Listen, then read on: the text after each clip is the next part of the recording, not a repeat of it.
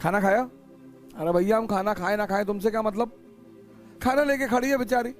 अरे जी नहीं जी, अब साहब ने कह दिया हमें तो चाय पसंद नहीं। साहब हमें भी पसंद नहीं है साहब, हम भी चाय बिल्कुल, हम तो साहब बचपन से नहीं पीते साहब, हम सिगरेट नहीं पीते, हम शराब नहीं पीते, हम तो पराई स्त्री देखते ही नहीं। तब जिंदा क्यों हो?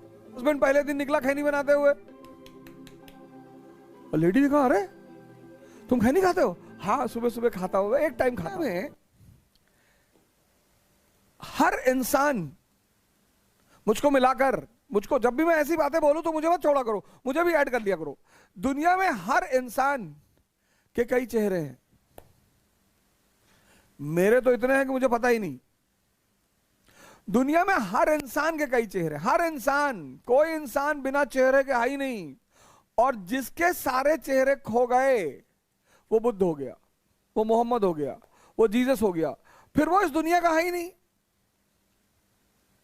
अब मेरा एक चेहरा मेरे परिवार के सामने है, मेरा एक चेहरा समाज के सामने है, मेरा एक चेहरा मेरे दोस्तों के सामने है।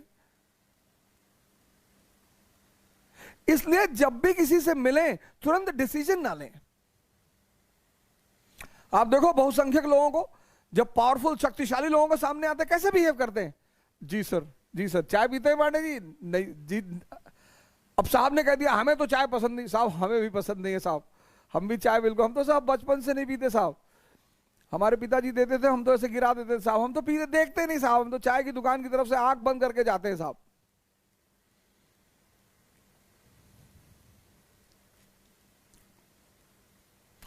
और हर व्यक्ति का चेहरा उससे करीब आने पर दिखाई पड़ता है। तुम व्यक्ति के जितने करीब आते जाओगे,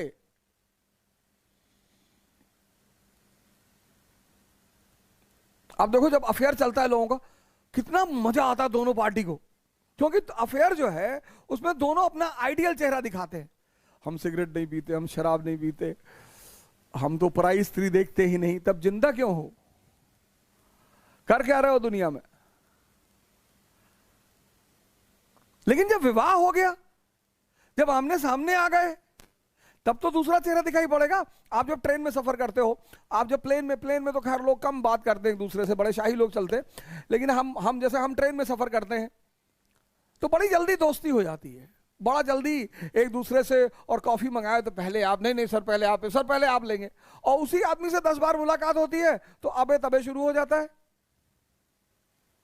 इसीलिए किसी भी व्यक्ति पर तत्काल निर्णय कभी ना करें, कभी नहीं। बचपना क्या है? तत्काल निर्णय। बचपने की कुछ कमियां हैं, कुछ फीचर्स हैं, उसमें एक फीचर यह भी है, तत्काल निर्णय। अब दो प्रेमी युगल ने शादी कर ली, और जब शादी कर ली तो हस्बैंड पहले दिन निकला खैनी बनाते हुए, और लेडी ने कहा अरे तुम खैनी खाते हो? हाँ सुबह सुबह खाता हूं, एक टाइम खाता हूं। और वहीं से शुरू हो गई रिफ्ट। रिफ्ट। अब जब आदमी आपके प्यार में होता है ना तो बहुत बड़ी बड़ी उपमाएं देता है आपको कि क्या सिगरेट पीते हो यार शाहरुख खान की तरह। और वही व्यक्ति जब आपसे नफरत शुरू करता है तो गाली देना शुरू कर देता है।